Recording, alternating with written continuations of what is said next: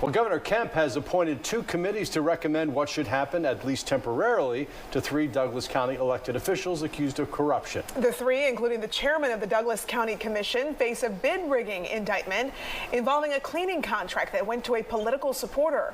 Fox 5 I-Team reporter Randy Travis has covered this investigation from the start and is here now with these new developments tonight. Randy? Yeah, Courtney and Russ, 2 committees because one will review the case against Tax Commissioner Greg Baker.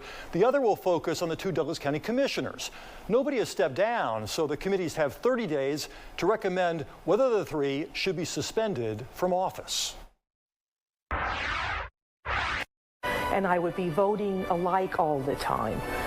Retired Georgia Supreme Court Chief Justice Leah Ward Sears will be a member of both committees, joined by 2 tax commissioners from around the state and 2 commissioners for the second review panel.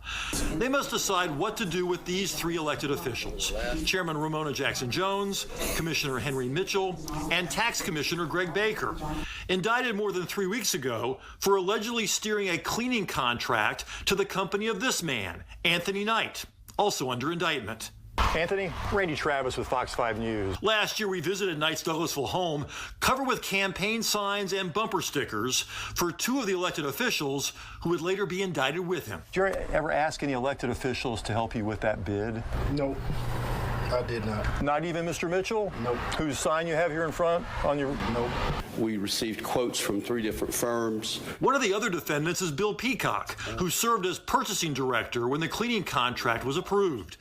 In this 2018 meeting, a commissioner asks why the contract was awarded before the full commission had a chance to vote on it. So yes, we got the cart before the horse on this. So we're just coming now and asking for the full board to approve the award of a contract. I'm just concerned that we did put the cart before the horse. Is it? We did. I assume that's legal. Well, it will be if you approve it. It was approved by a 3-2 vote, the chairman and Mitchell voting yes. Peacock has since retired and moved to Utah. Lester Tate is his attorney. Bill Peacock is absolutely innocent of any criminal charges. The only thing Bill Peacock is guilty of is being an outstanding purchasing director for the county and following the direction of the county elected officials. Jackson-Jones is the only one of the 5 who was indicted on a second count of lying to the GBI. According to prosecutors, the chairman told 2 GBI agents she did not sign the contract before it went through the Douglas County Board of Commissioners. The Fox 5 I-Team obtained a copy of that signed contract. It's dated June 26, 2018. The full commission did not approve it until 6 weeks later. Jackson-Jones and Mitchell continue to vote on county business despite the indictment. In a statement, the chairman's attorney, Clint Rucker, said his client continues to vehemently deny all allegations of any wrongdoing as alleged in the indictment and looks forward to the opportunity to have this case decided in a court of law and not the court of public opinion. Mitchell has not returned requests for comment.